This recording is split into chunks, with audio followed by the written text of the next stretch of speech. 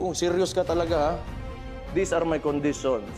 Pakiusapan mo yung amo mo na presidente and let it come out of his mouth that all elected officials should undergo a hair follicle drug test.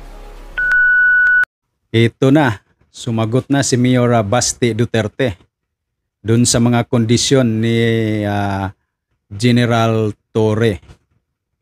Kamakailan kasi mga kaibigan, nung mga nakarang araw, sa speech ni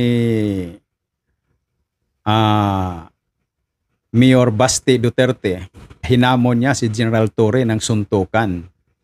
At kahapon naman sumagot si General Torre. Ang sabi ni General Torre, sige, tinanggap ko yung hamon na suntukan or boxing na lang.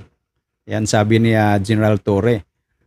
At sabi ni General Torre, dahil sa ngayon ay may kalamidad or mga pagbabaha dito sa Metro Manila kung saan kailangan ng tulong ng mga kababayan natin dito sa Manila, dito sa Metro Manila, gagawing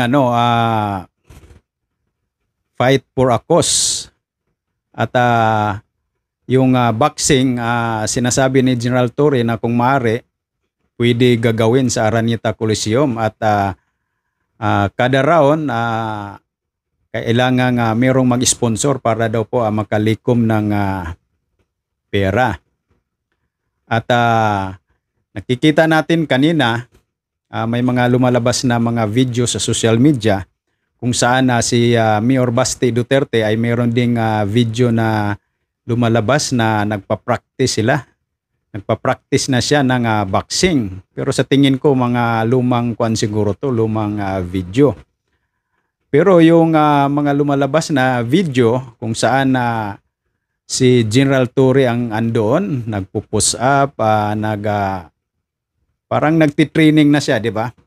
Nagtitraining na ng boxing kasi pinaghandaan niya siguro dahil sabi niya doon sa pagkasa niya doon sa hamon ng suntukan ni Mayor Basti.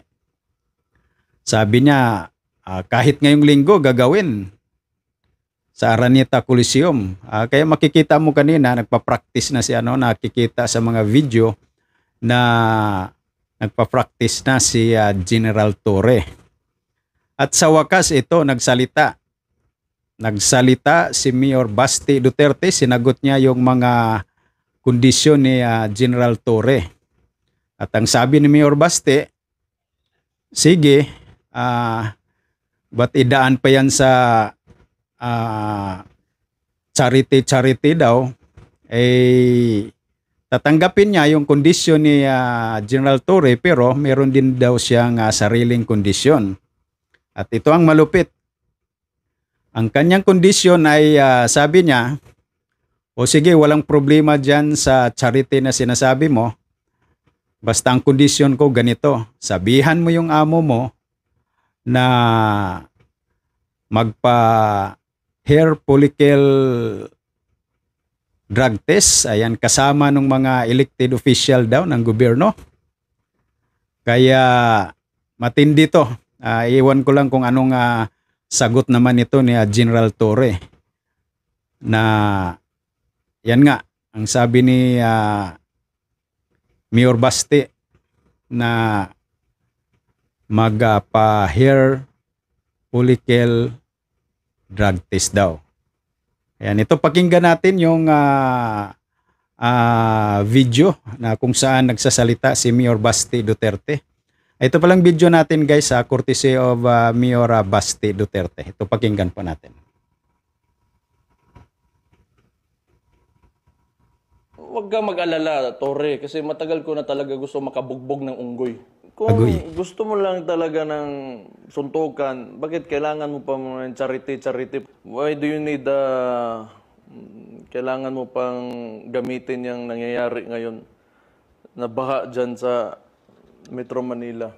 If you're really serious about this, kung gusto mo yung charity na yan, and you've laid some conditions, then let me lay my own conditions for the event. Kung serious ka talaga ha, these are my conditions.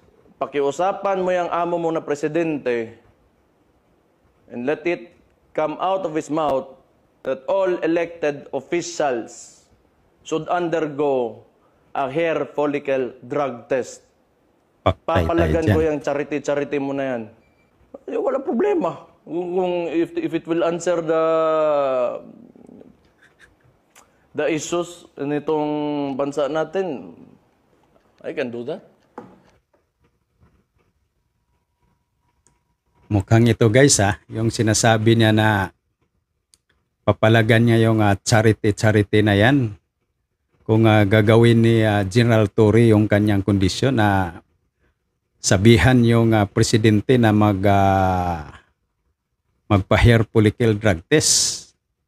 Parang palagay ko nito, parang sinadya to ni Mayor Basti Duterte at aabot sa punto na pagkumasa si General Torre. Ayan ito na nga. Ito yung sagot niya. Sige, kakasahan kita dyan sa kondisyon mo na maglaban tayo dyan sa Araneta Coliseum sa pamamagitan ng boxing at charity cause na yan. Ito ang kondisyon ko.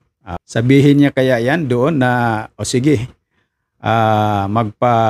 para matuloy ang laban, magpa-hair follicle drug test. Pero palagay ko hindi niyan sasabihin. Baka bukas or baka maya-maya meron ng sagot si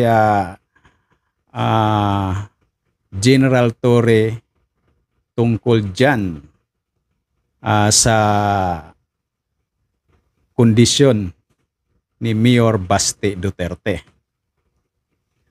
Ayan, matatandaan nyo guys na mula pa noong itong taon na to, maraming nananawagan na yun nga, si